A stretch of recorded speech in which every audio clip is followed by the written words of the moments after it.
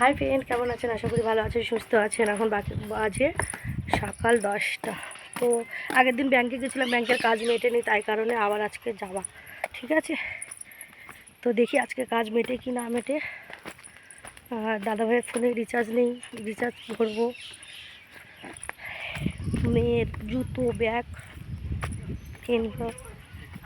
আর আমার সেই ড্রাইভার আমাকে যদি নিতে আসে টুকটুক, দেখো দাঁড়িয়ে আছে। ওটাই আমার টোটোওয়ালা।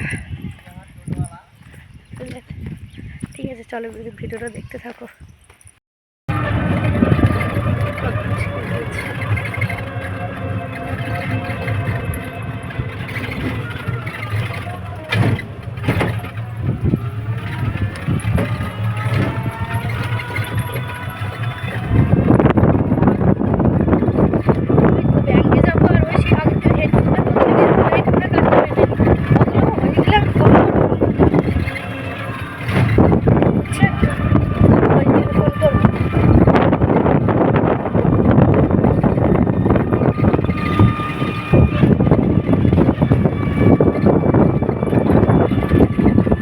ফাইনালি ব্রিজটার উপরে চলে এলাম।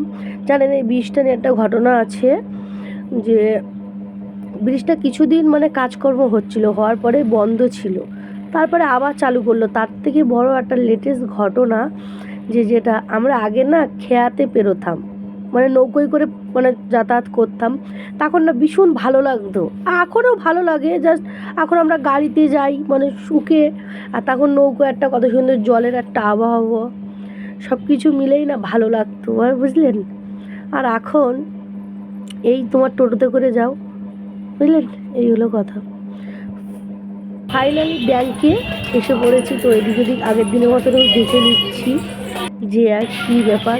তো সিঁড়িটায় উঠছি, যেন কি গরম পড়েছে, ঘেমে টেমে চান হয়ে যাচ্ছি, বুঝলেন। ভীষণ গরম পড়েছিল, ভীষণ গরম পড়েছিল। ও বাবা, ব্যাংকে ঢুকে দেখি কি ভিড়, কত লোক।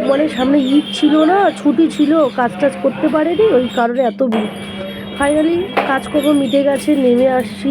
আর একটা কথা, এত খিদে পেয়েছে, এত খিদে পেয়েছে, বাড়ি থেকে কিছু খেয়ে আসা হয়নি গো, তাই কারণে এত খিদে পেয়েছে, তাই ভাবছি তাড়াতাড়ি চলে যাব। আর ভিডিওটা আর বেশিক্ষণ করবো না, এখানেই ভিডিওটা আজকে বন্ধ করে দেব, বুঝলেন। ভিডিওটা আর বেশিক্ষণ করবো না, আমার এত খিদে পেয়েছে যে আমি এক্ষুনি টোটোওয়ালাকে ফোন করব, করে বাড়ি চলে যাব। ভীষণ রোদ পড়েছে, বুঝলেন।